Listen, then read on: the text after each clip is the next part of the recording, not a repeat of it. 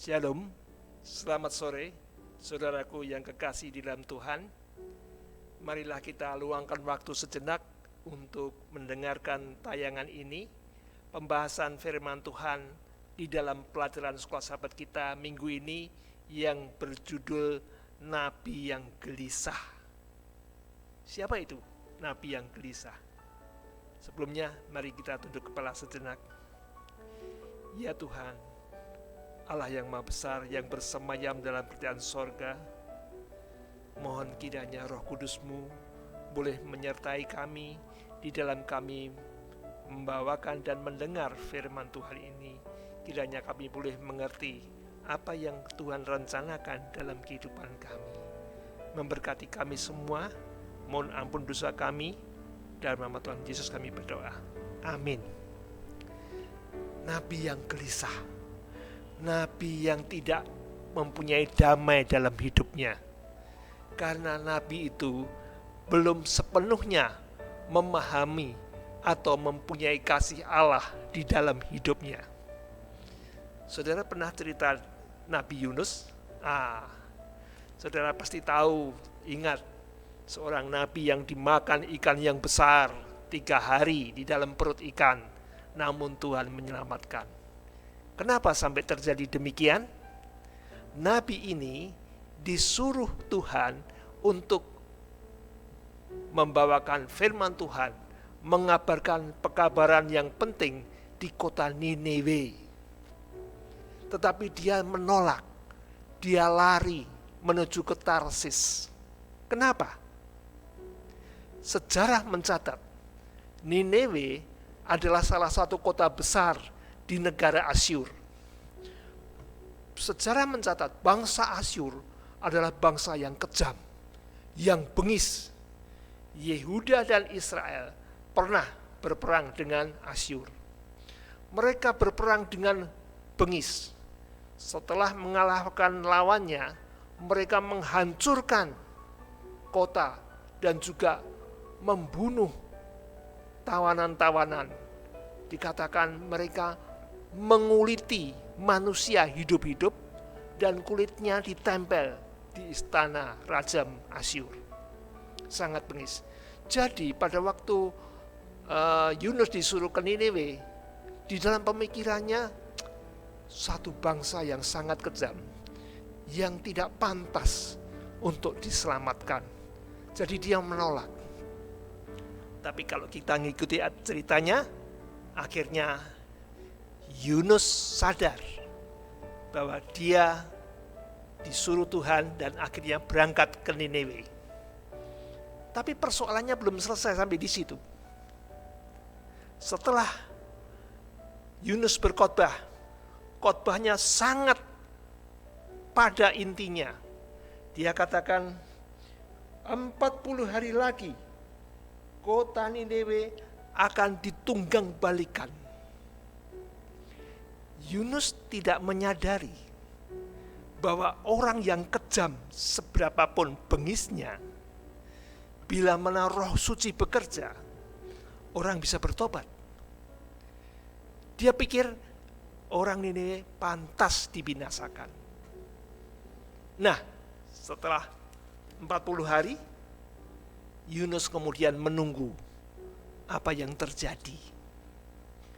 Pada waktu Yunus berkhotbah 40 hari lagi kota ini akan ditunggang balikan,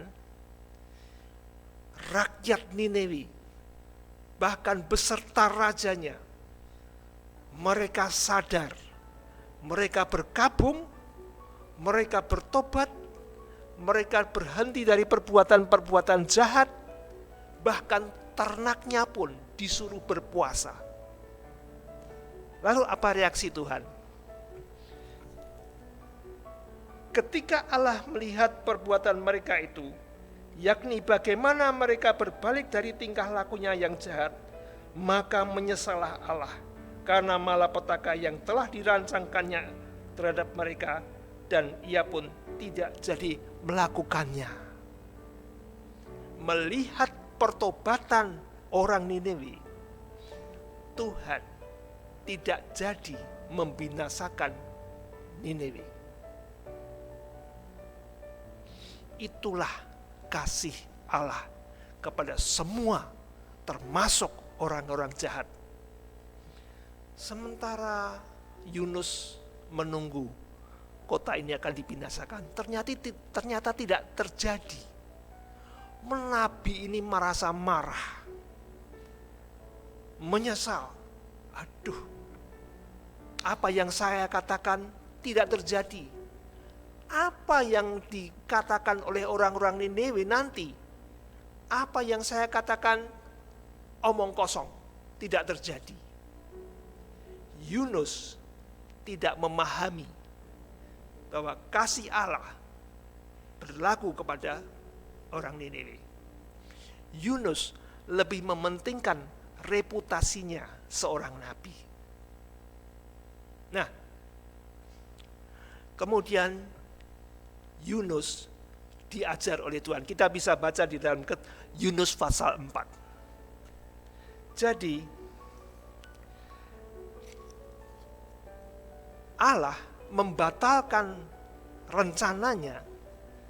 Allah membatalkan nubuatan yang disampaikan Yunus.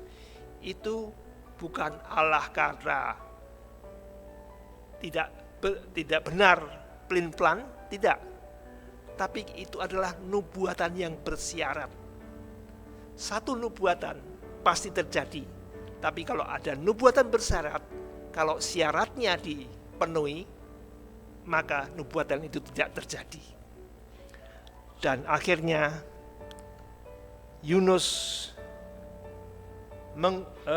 Yesus mengutip contoh kesetiaannya kepada Niniwe di dalam khotbahnya waktu Yesus di dunia ini. Jadi di dalam pelajaran ini ada dua arah yang dijangkau oleh Tuhan. Yang satu, Tuhan ingin menjangkau orang Niniwe yang jahat agar bertobat, agar dapat diselamatkan.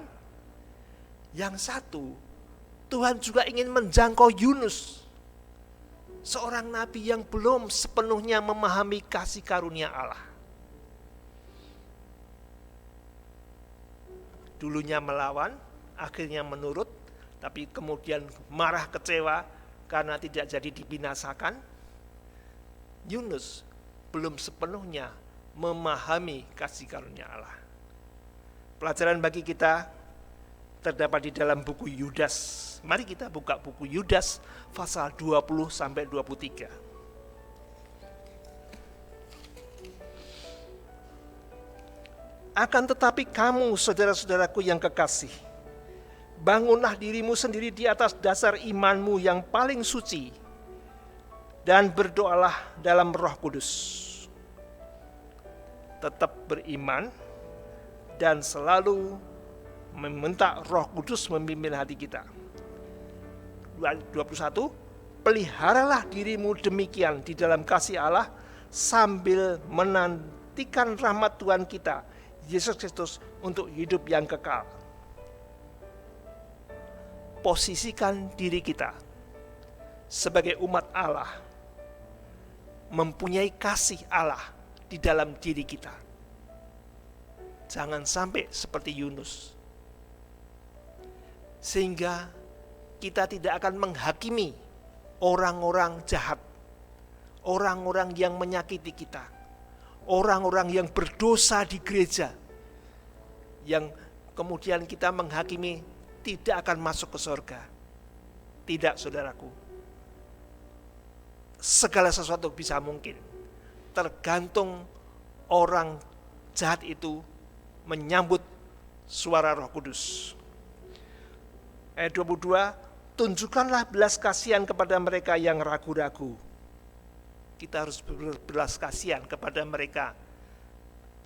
Selamatkanlah mereka dengan jalan merampas mereka dari api. Tetapi tunjukkanlah belas kasihan yang disertai ketakutan kepada orang-orang lain juga. Dan bencilah pakaian mereka yang dicemarkan oleh keinginan-keinginan dosa. Memang kita tidak perlu untuk bergaul dengan orang-orang jahat, orang-orang kejam. Tetapi bukan berarti kita menutup pintu. Kita tetap menaruh belas kasihan kepada mereka. Siapa tahu, barangkali mereka dapat diselamatkan. Tuhan memberkati.